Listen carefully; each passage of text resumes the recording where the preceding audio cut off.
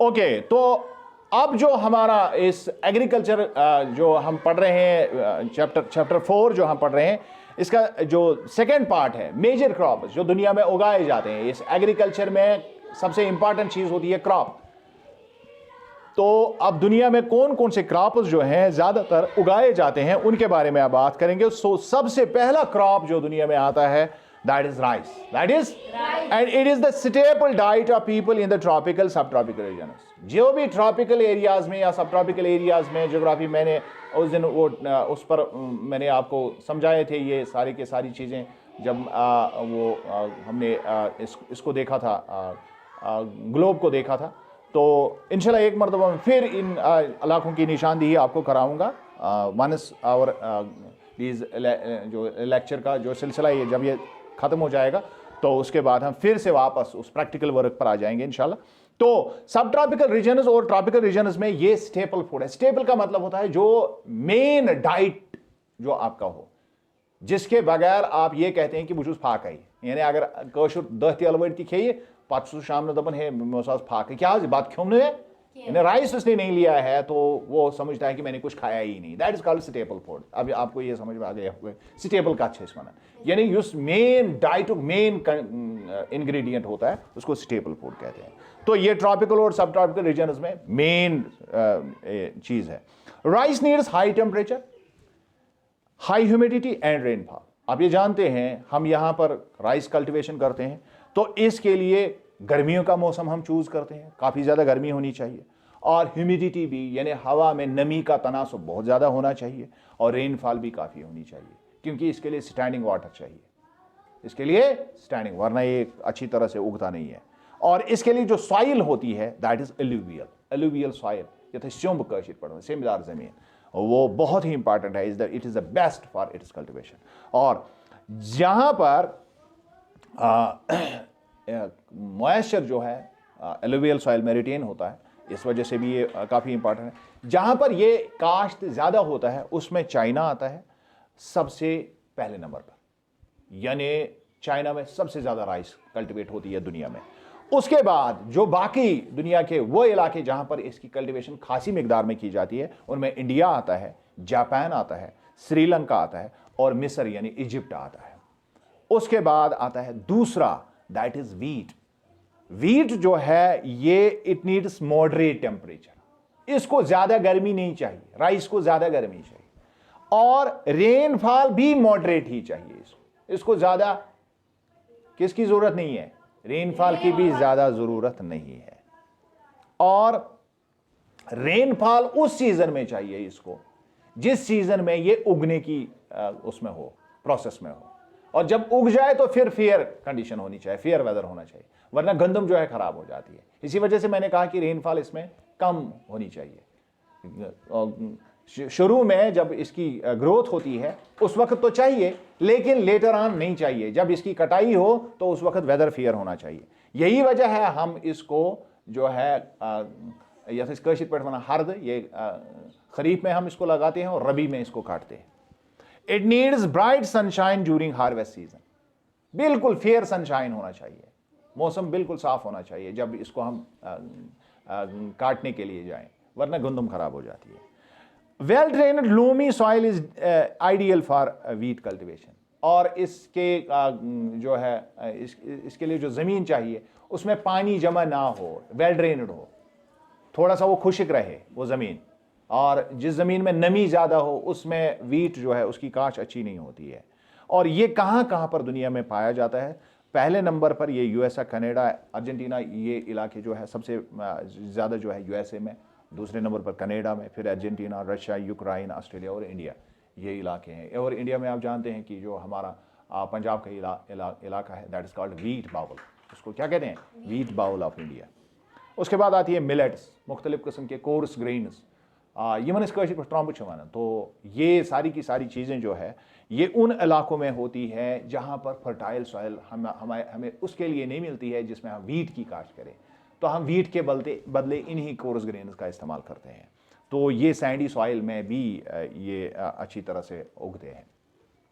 Millet is the hardy crop and needs low rainfall and high to moderate temperature. इसमें rainfall कम चाहिए और बहुत ज़्यादा टेम्परेचर चाहिए, तो इसलिए खुश्क इलाकों में इसकी काश्त होती है। और इसमें कौन कौन सी चीज़ें, हम जो फसलें कौन कौन सी आती है मिलेट्स में, ज्वार आता है, बाजरा आता है, रागी आता है, ये सारे के सारे मिलेट्स इंडिया में भी उगाए जाते हैं। लेकिन सबसे ज़्यादा दुनिया में मिलेट्स नाइजीरिया में, और दूसरे नंबर पर चाइना में, और नाइजर, एक होता है नाइजीरिया, दूसरा नाइजर, दोनों अफ्रीका के ममालिक हैं। उसके बाद आती है तीसरे नंबर पर मेज़ आती है, मकई जिसको हम कहते हैं। मेज़ नीड्स मॉडरेट टेम्परेचर, इसके लिए टेम्परेचर मॉडरेट होना चाहिए। यही वजह है कि हमारे इलाके में पहाड़ों पर ये उगाई जाती है, क्योंकि वहाँ टेम्परेचर ज़्यादा, उतना ज़्यादा गर्मी नहीं होती है जितना मैदानी इलाकों में यहाँ होती है। और rainfall and plenty of sunshine, rainfall भी मॉडरेट चाहिए लेकिन सनशाइन काफ़ी चाहिए इसको। Well drained fertile soil is required for maize cultivation, लेकिन इसके लिए ज़मीन जो है जरखेज़ होनी चाहिए और उसमें नमी नहीं होनी चाहिए, ज़मीन खुश्क होनी चाहिए। अत गस मज में रेन पियोन मगर अत गस गोड़स तल आब रोजुन मकाई कुलिस कह।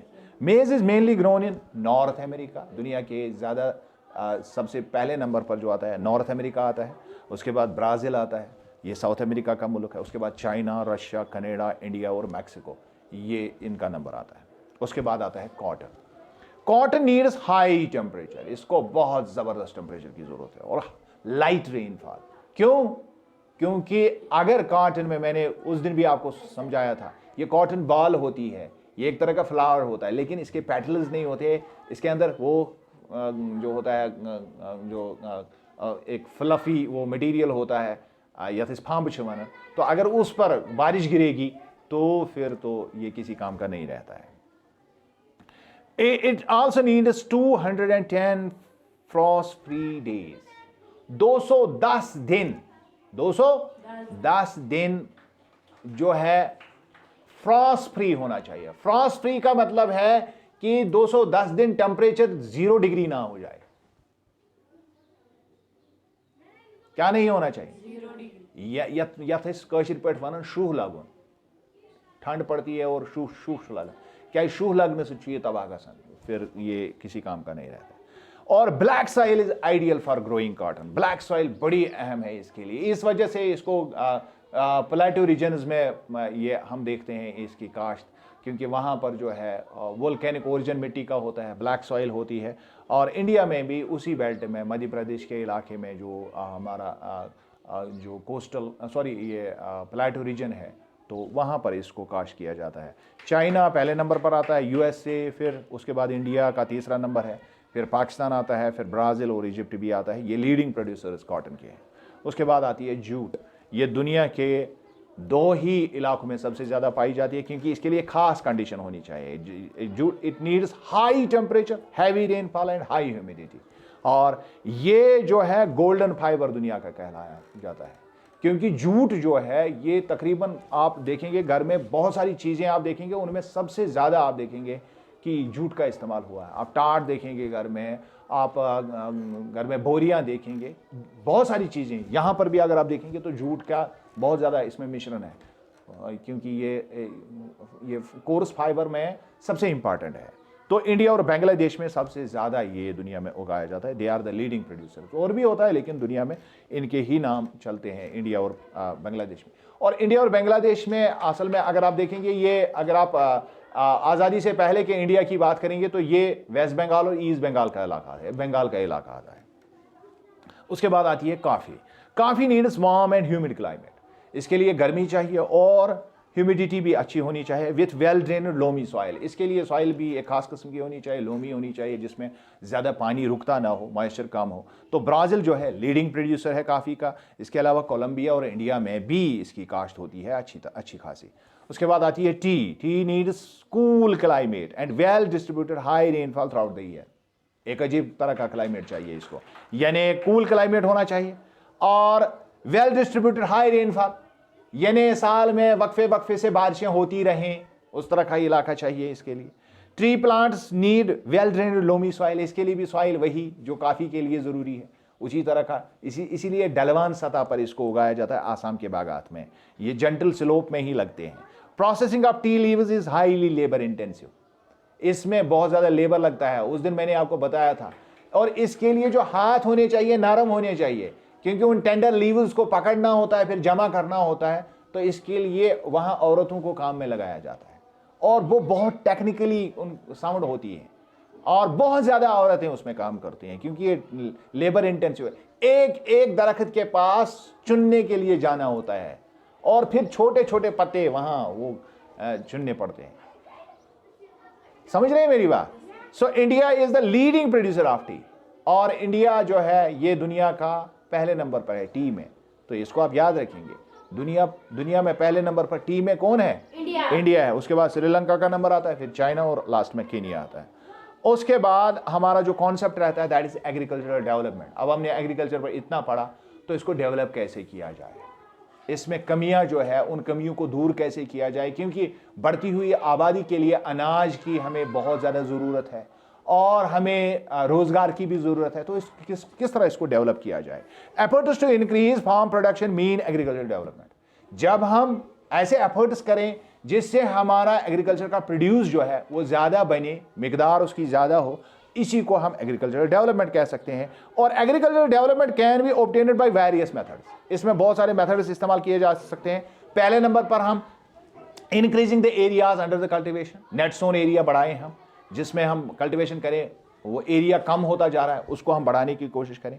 और इसके अलावा जो है नंबर ऑफ क्रॉप्स को हम बढ़ाने की कोशिश करें टेक्नोलॉजी के जरिए से, और इरिगेशन फैसिलिटीज को इंप्रूव करें। फर्टिलाइजर्स और high yielding varieties of seeds उनको अच्छा करें और उनकी अच्छी वेराइटीज को इस्तेमाल करें। और ये सारा करने के अलावा जो है मॉडर्न इक्विपमेंट जो होता है, मॉडर्न मशीनें हम अगर इसमें इस्तेमाल करें तो इससे इसकी डेवलपमेंट हो सकती है। ये 2-4 पॉइंट इसमें आप लिखेंगे, याद रखेंगे।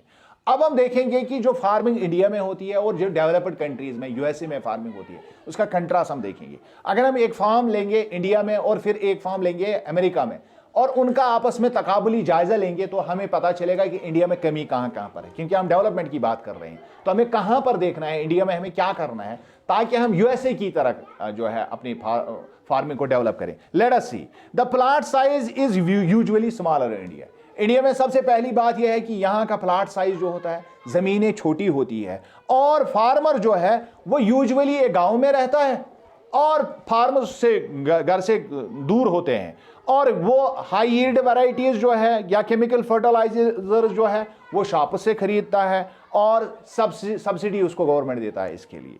As the land is fertile in major parts of the country, most of the farmers grow at least 2 crops in a year. चूंकि फार्म लैंड अच्छी है, टेम्परेचर ये जो क्लाइमेट वो भी अच्छा है चंद के इलाकों में, तो वहाँ एक से ज़्यादा फसलें उगाई जाती है। और इंडियन फार्मर जो है वो एडवाइस लेता है अपने बड़ों से। किन से? यानी मल क्या कोर्मुत नेचो तुशु तमी आई करन farming. He also takes advice from government agriculture servant, जो एग्रीकल्चर डिपार्टमेंट यहाँ का होता है वो भी वक्फे से इसकी आगाही अपने ऑफिसर्स के जरिए करवाता है। और फार्मर जो है अपने ब्लॉक्स के जरिए से प्लॉइंग करता है और कुछ एक तो ट्रैक्टर्स भी लगाते हैं, हम ये जानते हैं। इरिगेशन ट्यूबवेल के जरिए से या कैनल इरिगेशन हमारे यहाँ है, आब यानव जरिए से आब लगा। और ज़्यादातर फार्मर जो है वो एनिमल हस्बेंड्री भी साथ साथ करते हैं, यानी एनिमल्स को भी अपने उसमें घर में वो पालते हैं। और वेटरनरी हॉस्पिटल्स उसके लिए जो है फैसिलिटी प्रोवाइड करते हैं, उनका जो है उन जानवरों की इम्यूनाइजेशन करने के लिए या उनको इंसेमिनेशन करने के लिए वो उनको वेटरनरी की फैसिलिटी गवर्नमेंट ने रखी है। स्मॉल फार्मर जो है वो अपनी फैमिली मेम्बर्स को उनकी नीड्स को फुलफिल करने के लिए असल में यहाँ ज़मींदारी करते हैं और स्टोरेज फैसिलिटीज़ उसके पास नहीं होती है, लिहाजा उसको ज़्यादातर चीज़ें जो है वो या तो बेचनी पड़ती है या ख़राब भी हो जाती है। आप जानते हैं जब हम आलू निकालते हैं घरों में तो मैक्सिमम आलू पता सन क्या तम पता हमारे पास वो स्टोरेज का वो अच्छा खासा ठीक तरह का वो नहीं है और farmers are forced to sell. लिहाजा बहुत सारे फार्मर्स कम दामों पर बेचने के लिए मजबूर हो जाते हैं मार्केट में और मार्केट उनके लिए फेवरेबल आमतौर पर नहीं रहता है। अब हम यूएसए जाएंगे। यूएसए में क्या होता है? टिपिकली जो उनका साइज होता है वो टिपिकली काफ़ी बड़ा होता है हमारे मुकाबले में, और तकरीबन 200-250 हेक्टेयर जो है एक शख्स जो है उसकी काश्त करता है और कहीं पर तो हज़ारों हेक्टेयर्स की काश्त होती है एक साथ। और फार्मर जो है वो यूजुअली उसी फार्म पर रहता है, गांव में नहीं रहता, उसमें फार्म हाउस उसका होता है, वो वहीं पर रहता है। और कौन यानी कॉर्न जो जिसको हम कहते हैं, मकाई जो होती है, सोयाबीन, वीट, कॉटन और शुगर बीट, इस तरह के बड़े क्रॉप्स उगाते हैं। हमारी तरह राइस की कल्टीवेशन ही नहीं करते हैं। और प्लोइंग वगैरह जो है वो ह्यूज कल्टीवेटर्स से, बड़ी बड़ी मशीनें उसमें लगाई जाती है। और हार्वेस्टिंग सीजन में कंबाइन हार्वेस्टर्स, हाथों से वो फिर छुंबाई वगैरह नहीं करते हैं, सारा मशीनों से ही होता है। और पेस्टिसाइड्स, फर्टिलाइजर्स एरोप्लेन्स के जरिए से, मैंने पहले भी आपको बताया, एरोप्लेन्स के जरिए से वो किया जाता है। और सॉइल सैंपलिंग होती है साल में, और फिर वहां देखा जाता है सॉइल किस चीज की कमी इसमें है, वो चीज उसमें डाली जाती है। और किस चीज के लिए ये अच्छी है, किस फसल, कौन सा फसल इसमें उगाया जाता, तो साइंटिफिकली उसकी टेस्टिंग की जाती है और सारी की सारी एक्टिविटी जो है साइंटिफिकली की जाती है। और यूएसए का जो फार्मर होता है वो अपने फार्म में कंप्यूटर्स रखता है, और वहां पर उस सैटेलाइट्स के साथ उसका राब्ता होता है कि कब कौन सी एक्टिविटी करनी है क्लाइमेट के हिसाब से। ये बड़ा ही अहम है। स्टोरेज फैसिलिटीज उनकी बहुत हाईली डेवलप्ड है। और इसके अलावा जो सॉइल जो है वो उनकी काफ़ी अच्छी, मतलब उन्होंने उनको साइंटिफिकली इम्प्रूव किया है। और ग्रेन को स्टोरेज करने के लिए भी उनके पास अच्छी फैसिलिटीज़ हैं। और इसके अलावा जो है वेस्ट जो है, वेस्ट प्रोडक्ट्स उनके यहाँ बहुत कम होता है, हमारी तरह उनका वेस्टेज नहीं होता है। तो ये एक तकाबुली जायज़ा था जो हमारे और यूएसए के बीच में आप देखेंगे, और मुख्तलिफ क्रॉप्स के बारे में हमने बात की। Thanks a lot. तो ये चैप्टर इंशाल्लाह ख़त्म हो गया, और अब इसकी जो एक्सरसाइज है वो हम इंशाल्लाह कल परसों करेंगे।